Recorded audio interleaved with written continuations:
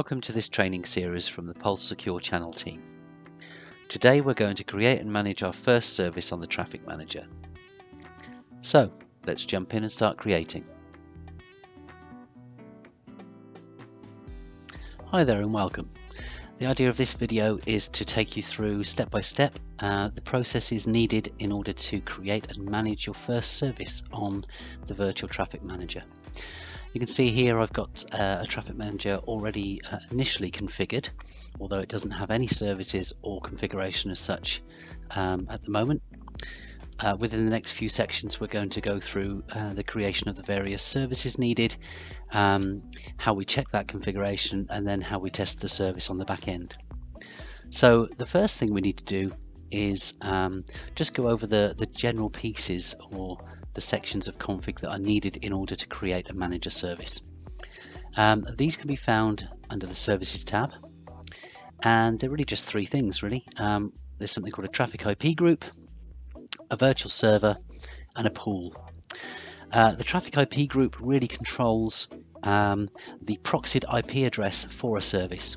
So this is the IP address that's raised on the traffic management tier in order that the clients can connect to that IP address, and then we handle those connections to the back end, and the back end servers are actually what we call the pool.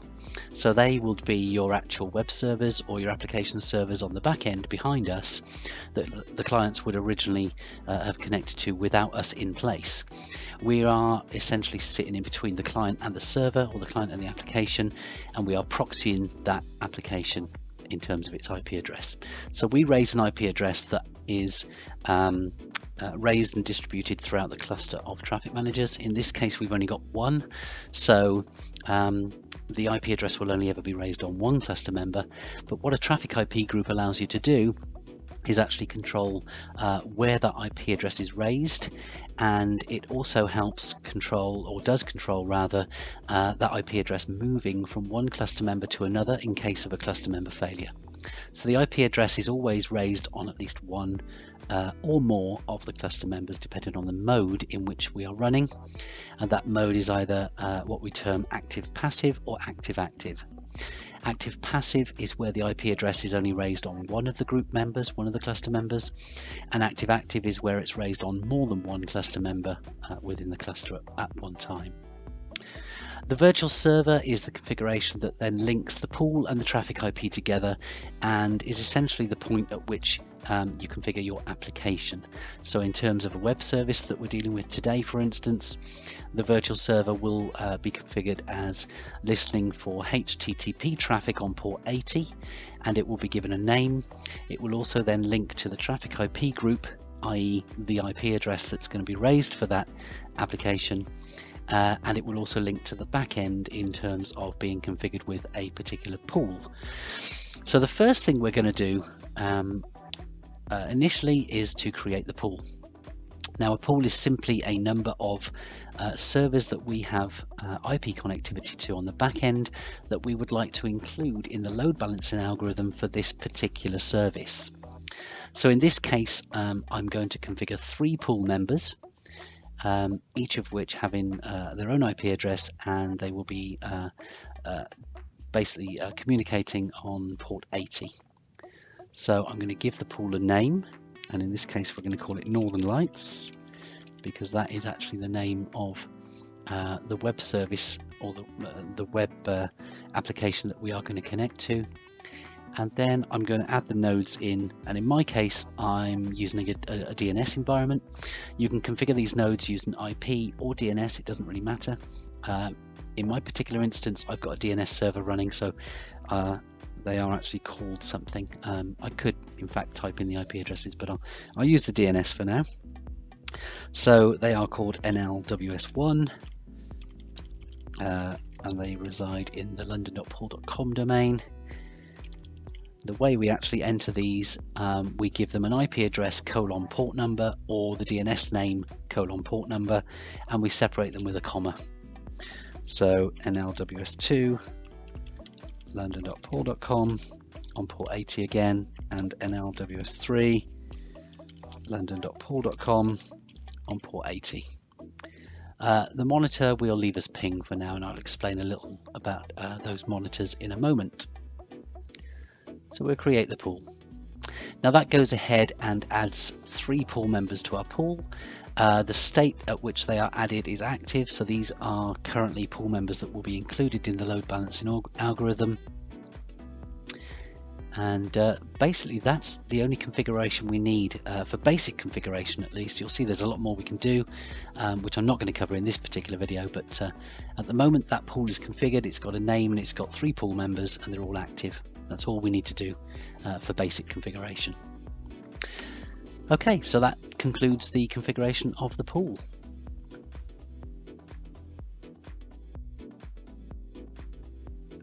Let's create the traffic IP group.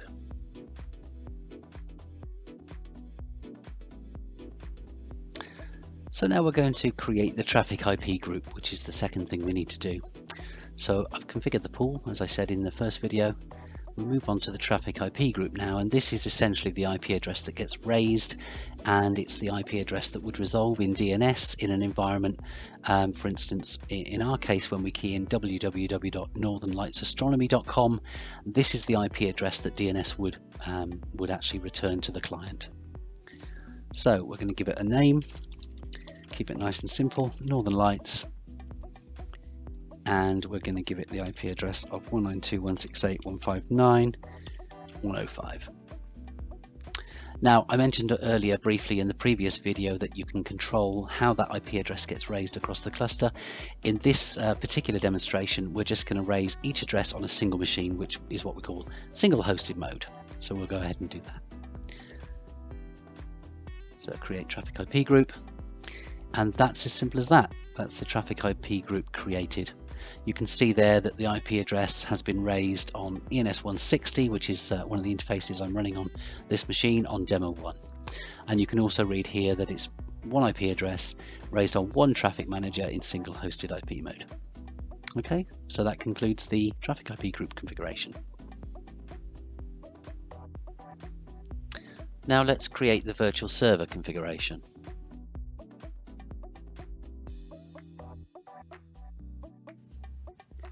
So thirdly, now we need to create the virtual server configuration, which will tie the traffic IP group config and the pool config together.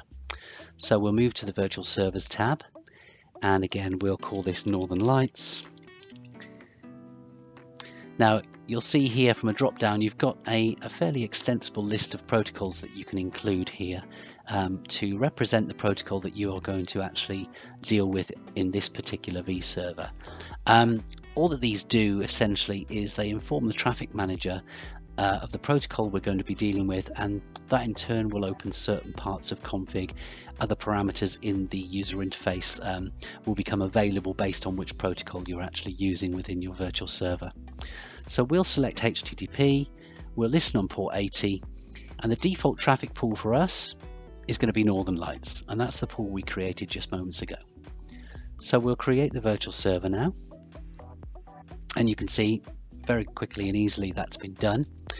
Now at this point, because we've created the traffic IP group and we've linked the pool to this vServer already, what I'm going to go and do ahead now, go ahead and do now is I'm going to add the traffic IP group to this particular vServer and update that. So that traffic IP now of .105 is inherently linked to this particular service. So the vServer for northernlightsastronomy.com is now going to listen on that traffic IP group with its relevant settings, in this case single hosted mode on demo 1 with IP address .105. So in order for me to connect to that service now through the traffic management tier, I need my DNS environment to resolve www.northernlightsastronomy.com to that .105 IP address. Now I've already got that configured locally on my laptop within my hosts file, so I know when I key that into a browser it will resolve to that 105 address already.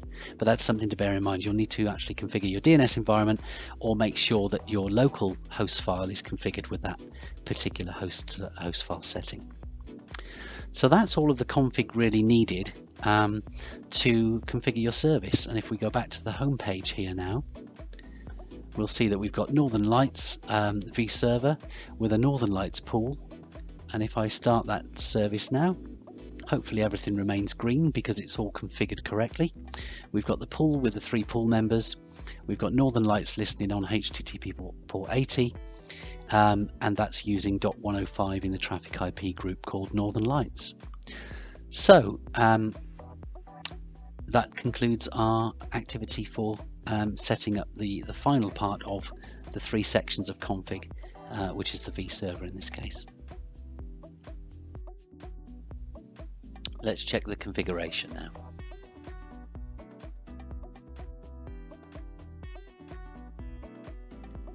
Now for the 4th section of this training session, and that is how we go ahead and check the configuration that we've got. So towards the end of the last section, I was mentioning that Northern Lights looked green. The cluster was saying it was okay, so there were no errors. The first thing to check really is that everything is green and everything is fine. If there were some problems, then this may be in an amber or a red mode, and you would see either the pool or the virtual server as red as well to express that there may be an issue within a portion of that configuration. As you can see, everything looks green, everything looks good, but we will just check the configuration from another standpoint as well. That enables us to then view the config as a whole as well. So if we go into services, and you'll see there the 4th tab next to the pools tab is config summary. And obviously if this was a lot more complicated, this would include a lot more configuration, but as we only have 1 vServer, 1 pool and 1 traffic IP, it's quite a simple configuration. You can see here though, at a glance, everything that we've just configured. So we've got Northern Lights vServer, it's listening on port 80. It's using a pool called Northern Lights, and that consists of these three nodes. And then if we extend here to the right, we would see other parts of configuration as well. You can see the ping monitor that we had in place for the pool members, which I'll come on to in a moment as well. So everything looks good. I should mention that everything you highlight that turns into a link, you can actually link through to, and it will take you to that part of the configuration for you to basically change it and view it there. So if, for instance, I needed to go to the pool, I could come here and click on Northern Lights, and it would just take me straight to the pool config. Okay, that works in a number of places. I can go to the vServer from here. I can go to the Northern Lights traffic IP from here. You know, everything is sort of linked from other user interface pages. So just to go back to this summary page, you can see here we've got a complete summary of config. That's really it for checking the config itself. Just make sure everything's green. This cluster mentions it's okay. I will just take you to this page as well.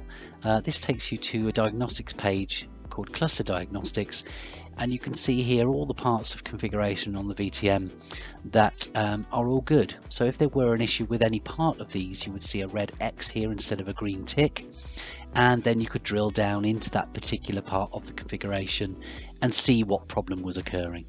And again, everything navigable here. I can go to the pool configuration as I did before. So really, once that's checked, you know that everything's green, we're good to go.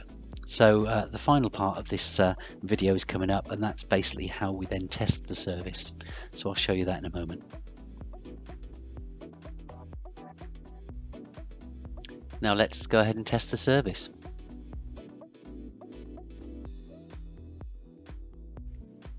So last time I left you at this cluster diagnostics page, everything green, all good.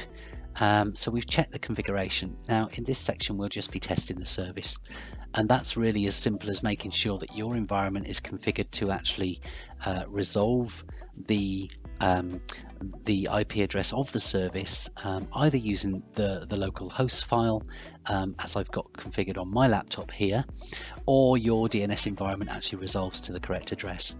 So the address we want to actually resolve within the DNS world or the host file is the one that's advertised from the vServer using this traffic IP group here. And as I explained earlier, that's the .105 address. So in my host file on this laptop, for instance, when I key in www.northernlights.com into a browser, my host file has an entry that resolves it to the .105 address. So very simply put, that now means if I go to this tab here and I key in northernlightsastronomy.com, I receive this particular website, which is in fact the website behind the traffic manager.